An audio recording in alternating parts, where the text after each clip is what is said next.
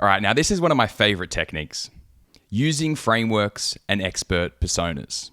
Have you ever been using ChatGPT and you're just getting a very similar response again and again, and you want something new or you want something different, or you want it to think or approach a problem in a different way? This is where frameworks and expert personas come in.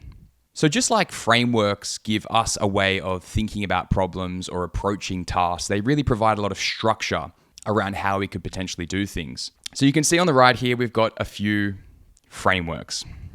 Scamper, which is a framework for coming up with new creative ideas, where you take an idea and you try to substitute it, you try to combine it, you try to adapt it with something and modify it.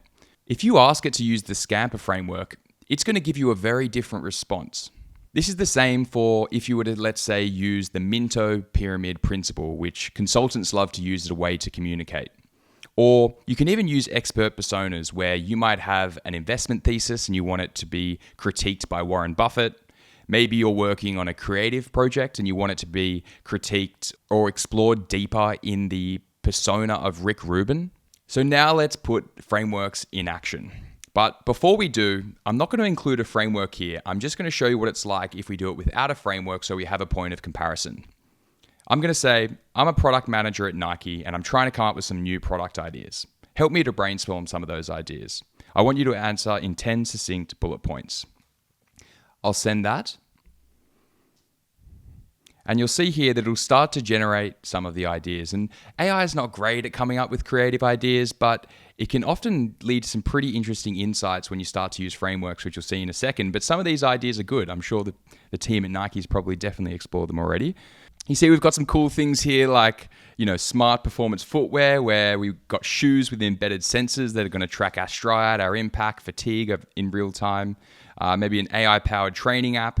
So these are pretty cool ideas, but let's see what happens when we added the Scamper framework, which is really, really useful for creative problem solving when teams use it. So here all I've done is I've literally just added one very short sentence: use the Scamper framework. I'll click send, and you'll see the output will be completely different because it's providing a very distinct structure for the AI to follow. So like we saw in the slide before, it's taking the approach of substituting, combining, adapting, modifying, putting it to another use. And you can see here that if we have substitute, what does that mean? Well, here it's saying, let's replace traditional laces with smart self-tightening bands that adjust tension dynamically during movement. Cool. Very, very different, but you can see that when you need a different perspective, or when you need a specific structure to provide the AI to solve a problem or to do a task, frameworks can be incredible. I'd also recommend for you to, type in a problem into ChatGPT and say, hey, what frameworks could help me here? And then rewrite the prompt and include one of the frameworks. You can get very, very different answers, and you can have a lot of fun playing around with that. All right, so that's it for the second module, where we learned that today it's all about just giving a hell of a ton of context. Just throw a lot of information at it, see what works, play around. Don't take the road that most people take, which is including a few lines and leading to just a very generic response, which you end up spending hours editing anyway.